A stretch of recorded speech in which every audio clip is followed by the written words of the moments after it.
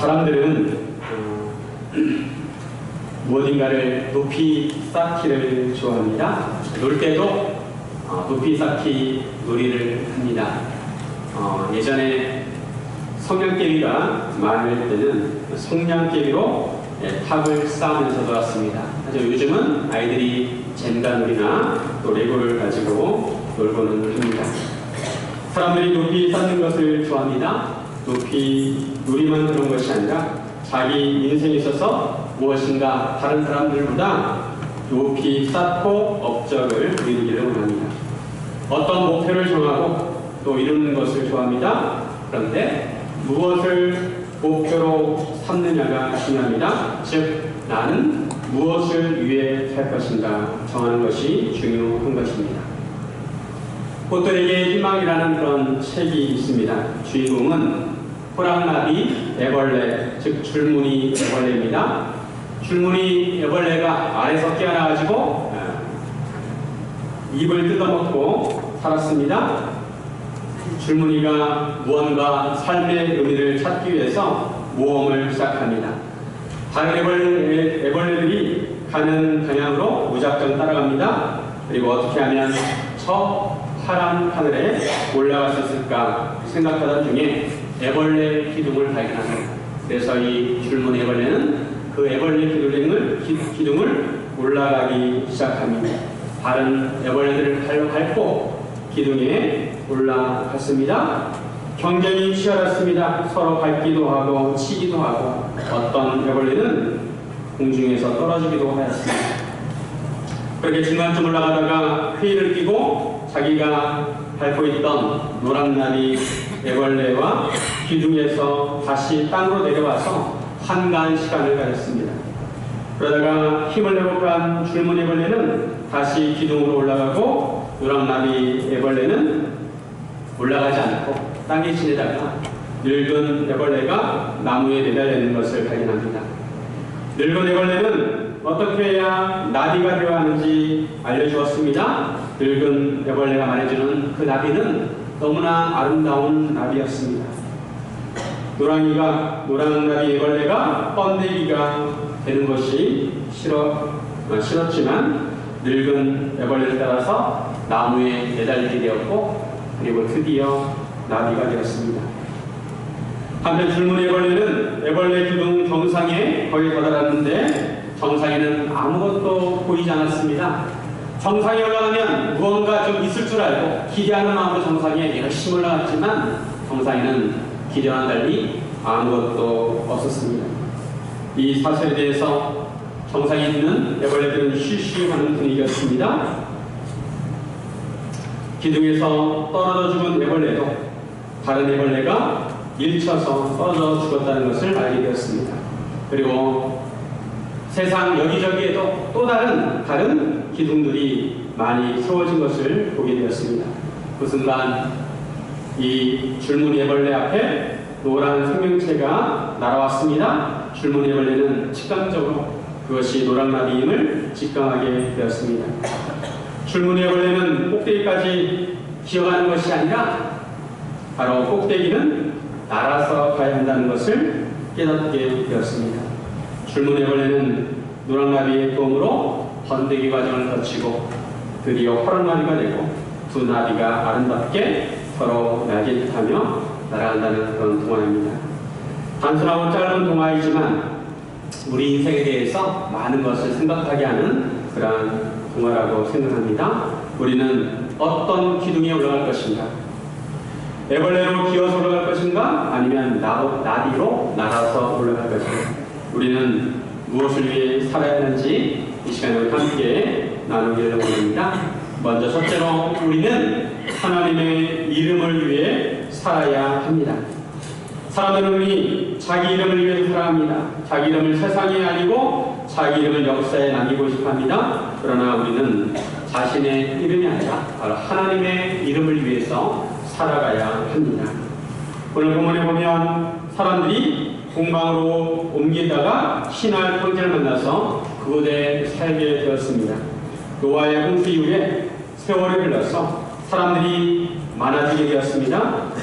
바로 앞장 10장에 보면 노아의 세 아들 셈, 함, 야벳을 통해서 70 족속이 소개되고 있습니다. 하나님께서 복을 주셔서 바로 노아의 아들들이 바로 번성하게 된 것입니다. 이렇게 많아진 사람들이 동방으로 옮겨왔습니다. 그리고 신할 평지에 이르게 되었습니다. 신할 평지는 요즘의 메소포타미아 지역, 바벨론 지역을 의미합니다. 곳에는 아마도 진흙이 많았던 것 같습니다. 그래서 사람들이 서로 말합니다. 벽돌을 만들어 견고히 굽자. 사람들이 지혜를 가지고 흙으로 벽돌을 만들었습니다. 요즘 아이들은 주로 레고를 가지고 놀지만 제가 어렸을 때는 그렇게 장난감이 많이 없어서 차를 놀이를 많이 했습니다. 차를 가지고 탑을 만들기도 하고 탱크도 만들기도 했습니다.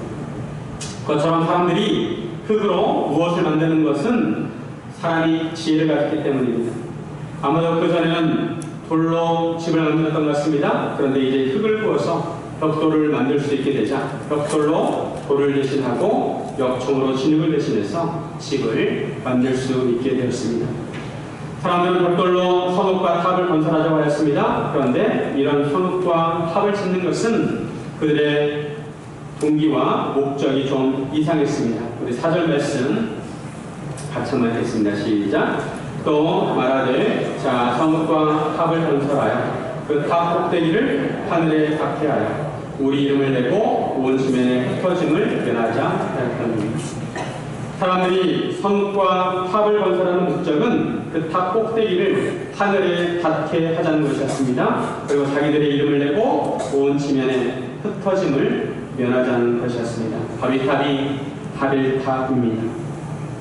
바로 앞장의 10장 8절에 보면 함의 후손 중에 니므롯이라는 사람이 있습니다. 이 니므롯이라는 사람이 신할 평지에 자기의 왕국 바벨을 건설을 하게 됩니다.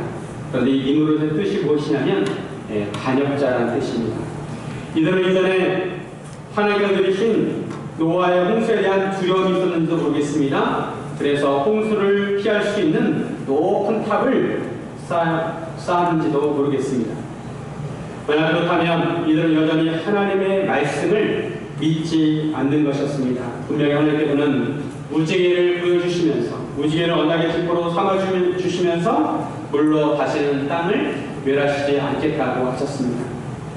그런데도 사람들은 높은 탑을 쌓았습니다. 하나님의 심판에 대해 방어책으로 바벨탑을 쌓은 것입니다. 사람은 높은 곳에 이르면 안전하다고 생각하는 경향이 있습니다. 무엇보다 그들은 자기 이름을 내고자 하였습니다. 자기 이름을 낸다는 것은 자기를 드러내고 자기를 높이는 것입니다. 사람에게 있어서 이름은 중요합니다. 사람들은 자기들의 이름을 내기를 원합니다. 자기 이름이 유명해지기를 원합니다.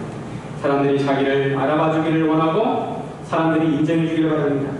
요즘은 개인 방송 시대입니다. 그래서 사람마다 개인적으로 유튜브 방송을 합니다.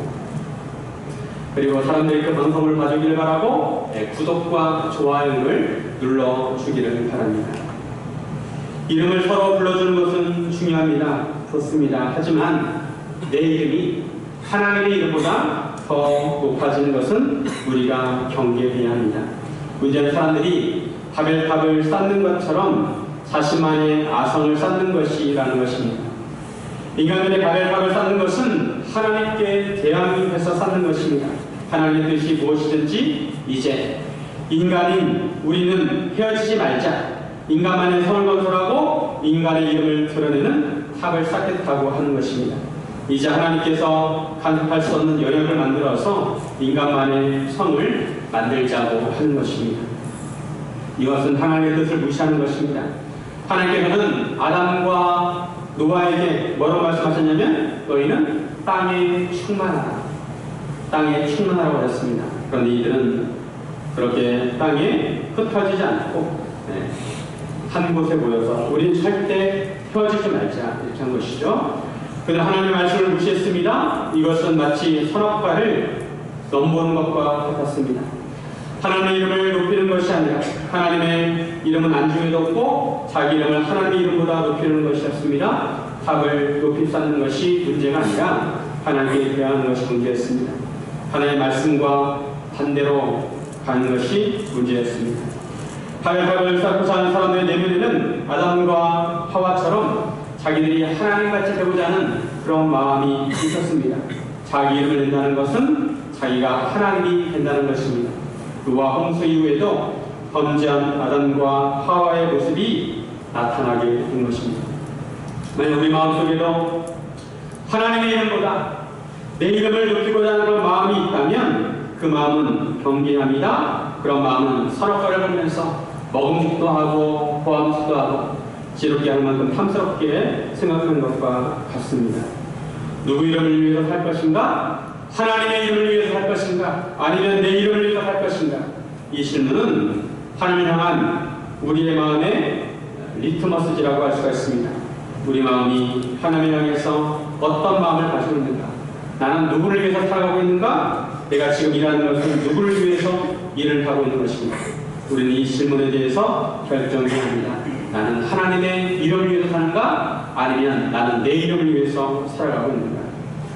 하나님의 백성은 하나님께서 나를 만드신 분이라는 것을 인정하고 하나님의 이름을 높여 드려야 합니다. 우리가 하나님을 인정하고 하나님의 이름을 위해 살 때 우리는 비로소 우리 존재의 의미를 알게 되고 참다운 삶의 의미를 깨닫게 되는 것입니다. 세상에 사는 자아실현이라는 말을 합니다. 자기 꿈을 이루는 것을 당연하게 생각합니다. 하지만 그 목적과 의도에 있어서 하나님을 배제하면 그것은 바로 바벨탑을 쌓는 것입니다. 하나님의 백성은 자아실현이 아니라 하나님의 뜻을 실현하고 하나님의 이름을 위해서 살아가야 한다는 것입니다. 사랑하는 여러분, 하나님의 이름을 위해서 사시기를 주님의 이름으로 축원드립니다. 그러면 우리가 하나님의 이름을 위해서 살기 위해서 우리는 그러면 어떻게 살아야 하는가? 먼저 우리는 하나님의 사랑을 끝까지 믿어야 합니다. 둘째, 하나님의 사랑을 믿으며 살아야 합니다. 하나님께서 우리를 창조하셨고 우리의 삶의 주인이라는 것을 믿는다면 우리는 하나님의 사랑을 끝까지 믿어야 합니다. 예수님께서도 제자들을 끝까지 사랑하셨습니다. 마찬가지로 우리도 끝까지 하나님을 사랑해야 합니다. 그런데 세상과 악한 영은 우리가 사랑받지 못한 존재라고 생각하게 만듭니다. 하나님의 사랑을 오해하게 합니다. 세상에서 실패하거나 버림을 받을 때, 좌절과 절망을 느낄 때 사랑받지 못하는 존재로 느껴집니다.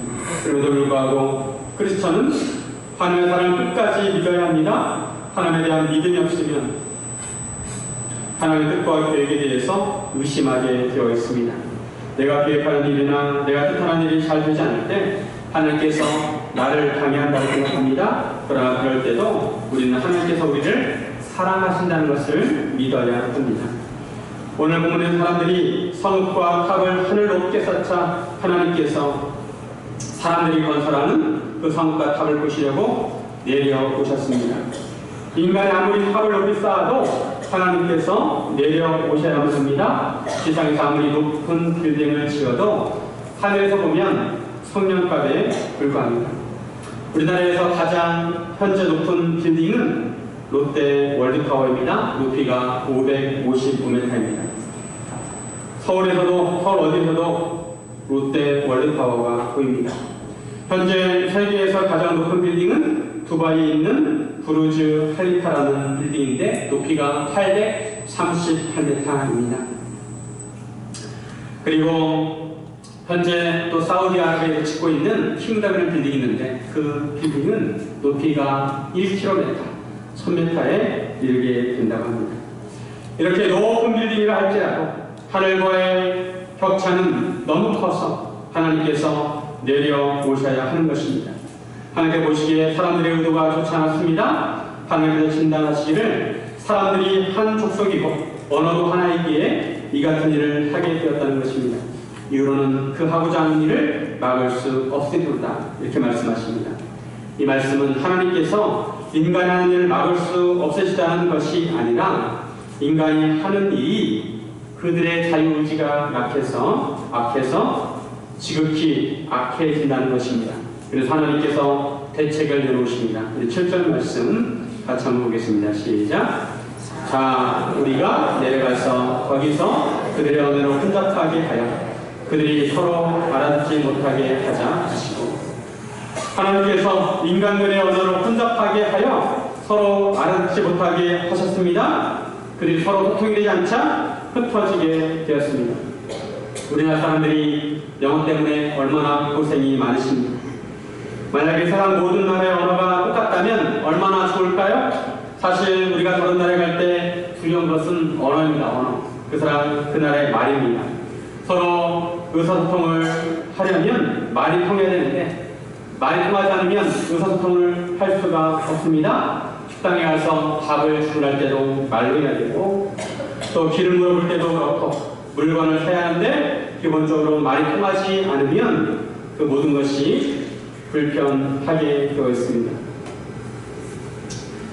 물론 인간에게는 바디 랭귀지가 있어서 어느 곳에 가더라도 대충 의사소통을 할 수가 있습니다. 그러나 어떤 자기 의사를 자세하게, 상세하게, 세밀하게 표현하려면 그 나라 말을 해야 하고 그래야 의사소통을 잘 할 수가 있는 것입니다.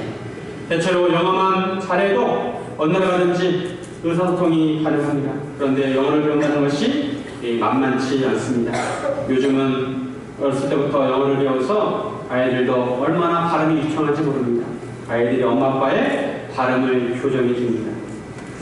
하지만 5060 세대는 영어를 늦게 배우고 또 문법 위주로 배웠기 때문에 영어로 말하고 듣기가 쉽지가 않습니다. 영어 하나만 잘해도 좋을 텐데 라는 아쉬운 마음이 있지만 어쩔 수 없습니다. 바벨탑 사건으로 인해서 하나님께서 언어를 나누어 놓으셨습니다. 그래서 하나님이 원망스러울 수도 있습니다. 이렇게 언어를 많이 나누어 놓으셔가지고 고생하게 하는가. 어떻게 보면 하나님께서 인간의 하는 일을 방해하신 것처럼 보입니다. 하지만 이 또한 하나님께서 인간을 사랑하시기 때문에 그렇게 하신 것을 우리는 깨달아야 하는 것입니다. 노아의 홍수 직전에 인간의 죄악이 가득 차서 홍수로 심판을 해야만 했습니다. 노아의 홍수 이후에 홍수로 다시는 땅을 심판하지 않겠다고 했습니다. 그런데 노아의 홍수 이후에도 사람들이 하는 것을 보니까 사람들의 죄악이 다시 심각해져 왔습니다. 하나님께 다시 손을 보셔야 할 정도로 인간의 죄악이 점점 차오르기 시작했습니다. 만약 그 상태에 그대로 두었다가는 인간의 죄악이 심각한 수준까지 이르게 될 것입니다. 하나님께서 이것을 미리 차단하시기 위해서 그에 대한 방책으로 언어를 혼잡하게 하신 것입니다. 하나님께서 언어를 혼잡하게 하심으로 인해서 사람들이 온 지면에 흩어지고 도시를 건설하기를 하셨습니다. 갑자기 멀쩡한 사람이 내 말을 알아듣지 못하고 옆집에 사는 사람이 내가 알아듣지 못하는 말을 하는 거예요. 그러다 보니 서로 의사소통이 안 되고 서로 갈등이 생기고 오해하고 그래서 서로 흩어지게 되었습니다. 라이널드 리버라는 학자가 도덕적 인간 또 비도덕적 사회라는 고전의 책을 썼습니다. 인간은 이 책에 하면 한 개인은 선하다는 것입니다. 도덕적일 수 있다는 것입니다. 하지만 인간이 모여있는 집단은 도덕적일 수 없다는 것입니다. 집단과 집단 사이는 도덕적으로 움직이는 것이 아니라 정치적이고 이익에 의해서 움직인다는 것입니다. 그래서 집단 이기주의가 생기는 것입니다. 나라와 나라 사이도 마찬가지입니다. 우리나라 옆에 있는 그 나라는 얼마나 한 사람 개인으로 보면 예의가 바르고 따뜻한지 모릅니다. 하지만 그들의 나라가 하는 짓을 보면 전혀 도덕적이지 않습니다. 잘못에 대한 반성도 지극히 이기적으로 움직입니다. 인간 한 사람은 개인적으로 도덕적이지만 사회는 그렇지 않다는 것입니다. 인간들이 모여서 선한 마음을 가지고 좋은 일을 하면 좋을 텐데 인간의 본성이 약해서 모였다 하면 하나님을 비난하고 악한 생각을 하고 악한 일을 꾸미게 된다는 것입니다. 그러기에 차라리 모이지 않는 것이 그래도 더 악한 일을 하는 것을 방지할 수 있다는 것입니다. 사람들이 악한 마음을 가지고 있을 때 악한 사람들이 되도록 모이지 않는 것이 좋다는 것입니다. 그래서 하나님께서 언어를 혼잡하게 하신 것입니다. 노아의 홍수 같은 심판을 더 이상 내리시지 않으시려고 인간들을 위해서 미리 막으신 것입니다. 어린아이가 어느 날 칼을 가지고 노는 것에 재미를 붙입니다. 칼을 가지고 종이 위에 이렇게 그으면 칼이 지나간 그 자국대로 종이가 잘라나갑니다. 여기에 재미를 느껴가지고 칼을 가지고 이 아이가 모든 것을 자르기 시작합니다. 빵도 자르고 과일도 자르고 자기 옷도 자르고 이불도 자르고 인형도 자르고. 그럼 엄마가 어떻게 할까요? 칼을 만지지 못하도록 아이에게서 칼을 빼앗고 아이의 손에 닿지 않는 곳에 칼을 넣는 것입니다. 그렇다고 엄마가 아기를 미워하는 것이 아닙니다. 아직 칼을 유용하게 사용할 줄 모르고 옷과 이불의 가치를 잘 알지 못하는 아이에게 칼을 차라는 것입니다. 아이가 다칠 수도 있고 사고가 날 수도 있기 때문에 그것을 미리 방지한 것입니다. 마찬가지로 하나님께서도 인간들이 더 죄악된 길을 가지 못하도록 언어를 혼잡하기 위해서 흩으신 것입니다. 위험한 짓을 하는 인간들을 흩어놓으셔서 심각한 죄를 짓지 못하도록 하신 것입니다. 언어를 혼잡하게 하신 것은 바로 하나님의 깊은 뜻이 담겨져 있고 사랑의 행위라고 할 수가 있습니다. 근본적인 문제는 바로 우리 인간의 마음이라는 것입니다. 선한 마음을 가진 사람들이 모여서 선한 일을 하면 정말 아름다운 일들을 많이 할 수가 있습니다. 그런데 이기적이고 악한 마음을 가진 사람들이 모여서 악한 일을 꾸미는 것이 문제입니다. 그럼 어떻게 해야 합니까? 언어가 혼잡해졌다고 하나님을 원망해서는 안 되고 왜 하나님께서 언어를 혼잡하게 하셨을까? 그것을 먼저 생각해야 한다는 것입니다. 그리고 하나님께서 인간을 향하신 본 마음과 하나님의 사랑을 깨달아야 한다는 것이죠.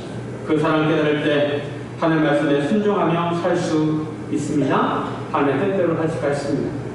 우리가 인생을 살면서 우리의 계획이 막히거나 고난을 당하거나 어려움을 당했을 때 우리는 하나님을 원망하기 쉽습니다. 하지만 인생의 막힘과 고난에도 하나님의 깊은 뜻과 깊은 사랑이 담겨져 있다는 것을 우리는 깨달아야 할 것입니다. 하나님은 우리를 사랑하십니다. 우리의 죄는 미워하시지만 하나님의 형상을 닮은 우리를 하나님은 너무도 사랑하십니다. 결국 모든 과정이 지나고 나면 나의 주어진 고난의 의미가 이해가 되고 하나님의 깊은 사랑이 느껴지게 되는 것입니다. 그러기에 끝까지 우리는 하나님을 사랑해야 한다는 것입니다. 이지선자를 잘 아실 것입니다. 화재로 인해서 얼굴에 많은 화상을 입고 여러 번의 수술을 하였지만 아직도 그 얼굴이 온전하지 못합니다. 그 예쁜 얼굴을 화상을 입어서 일그러진 그 얼굴을 거울을 볼 때마다 얼마나 좋겠습니까? 하지만 그 사건을 통해서 이 자매는 오히려 하나님의 뜻을 깨닫게 되었고 하나님을 간증하는 삶을 살고 있습니다. 사랑하는 여러분, 어떤 상황에서도 하나님의 사랑을 믿으시기를 주님의 이름으로 축원드립니다.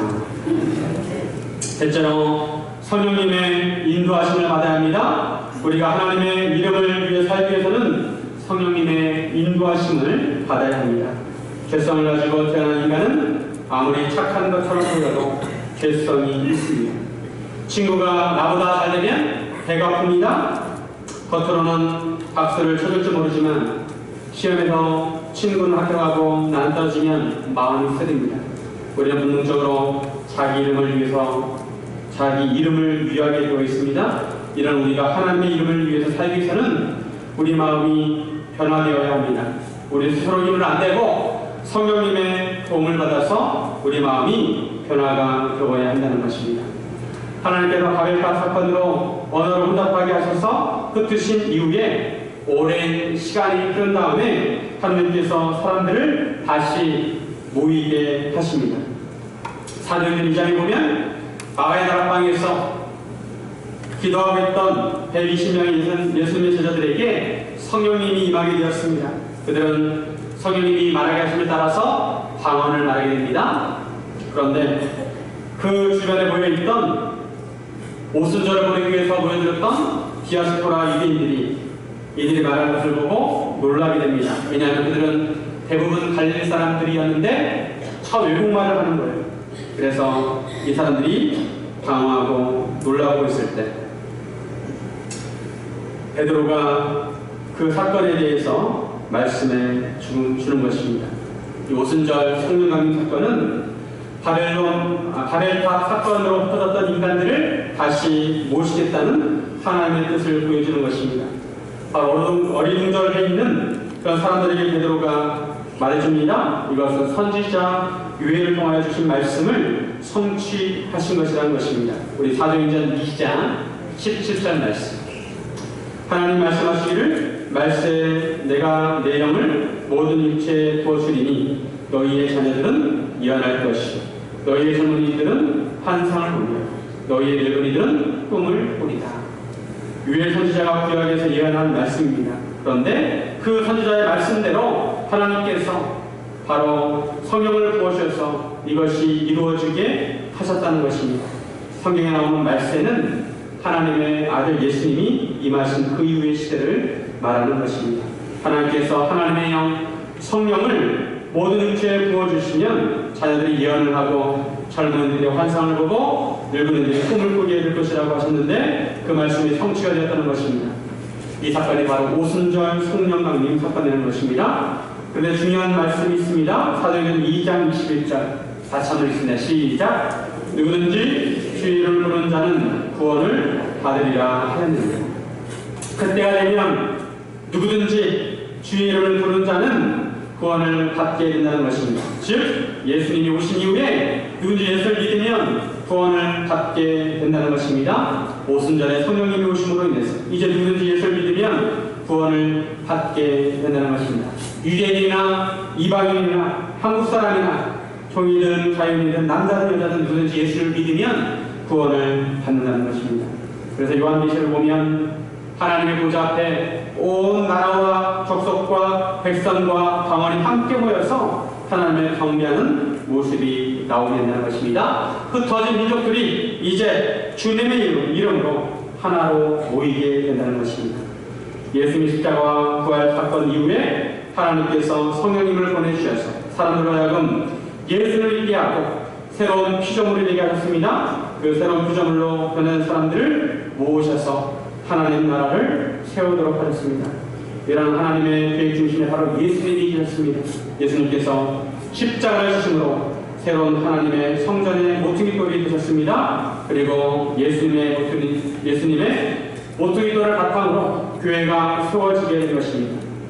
예수님은 교회의 머리가 되시고 교회를 통해서 하나님의 백성들을 모아 보이지 않는 하나님의 성전을 세우고자 하십니다.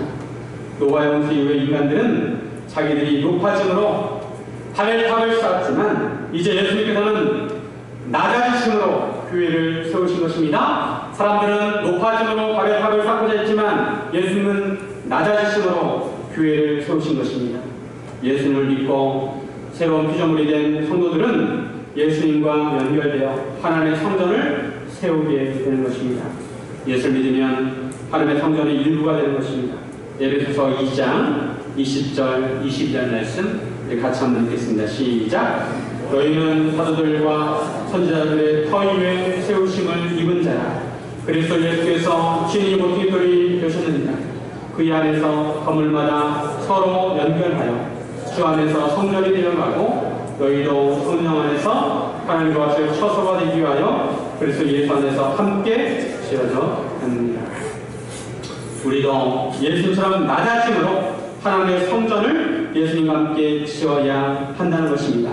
근데 낮아짐은 객성 있는 우리 본성에 거스릅니다. 그래서 성령님의 도우심이 필요합니다. 우리 마음에 성령이 충만하면 우리도 예수님처럼 우리 마음이 낮아져서 성전의 도구가 될 수 있다는 것입니다. 주인이 예수 믿으면 새로운 피조물이 되는 것은 마치 애벌레가 나비가 되는 것과 같습니다. 처음에 꽃들에게 희망을 이란 책에 대해서 말씀을 드렸는데 이 책의 제목을 왜 꽃들에게 희망이라고 지었을까? 애벌레 얘기가 나오는데 왜 꽃들에게 희망이라고 제목을 지었을까? 생각해 보았습니다. 꽃들은 나비가 꽃가를 옮겨주어야 꽃들이 번성할 수가 있습니다. 애벌레가 애벌레로 남아있으면 그냥 애벌레로 남게 되지만 애벌레가 나비가 되면 그 나비로 인해서 꽃밭에 꽃을 피울 수 있게 되는 것입니다. 그래서 애벌레가 나비가 되는 것은 꽃들에게 희망을 주는 것입니다. 하나님께서 우리를 향하신 뜻도 이와 같다고 할 수가 있습니다. 우리가 단지 자기 이름을 위해서 살면 그냥 자기 이름을 위한 존재밖에 되지 않습니다. 그러나 우리가 하나님의 이름을 위해서 살면 우리는 애벌레에서 나비가 되어 하나님의 꽃밭에 꽃들을 피울 수 있는 것입니다. 우리가 하나님의 이름을 높여드리면 하나님께서 우리의 이름을 불러주실 줄로 믿습니다. 우리가 애벌레에서 나비가 되려면 번데기의 과정을 거쳐야 합니다. 근본적인 변화가 일어나야 합니다. 그러기 위해서는 성령님의 도우심이 필요하다는 것입니다. 우리 마음이 변화되어야 합니다. 영의 생각을 해야 하고 성령님을 따라 살아야 합니다. 성령님의 인도하심을 받아야 합니다. 사랑하는 여러분, 이제 올해 마지막 주일입니다. 새해가 이제 얼마 남지 않았습니다. 우리가 새해에도 하나님의 이름을 위해서 사시기를 주님의 이름으로 축원드립니다. 함께 기도하겠습니다. 사랑과 은혜 하나님 아버지, 올 한해도 은혜 가운데 인도하여 주셔서 감사드립니다. 우리가 자기 이름을 위해서 살지 말게 하시고 오직 하나님의 이름을 위해서 살게 하여 주옵소서. 자신을 높이는 바벨탑이 아니라 예수님처럼 자신을 낮추어 하나님의 성전의 공과 되게 하여 주옵소서. 그래야 우리를 통해 하나님의 꽃밭에 아름다운 꽃들이 피어나게 하여 주옵소서. 감사드리며 예수님의 이름으로 기도드립니다. 아멘.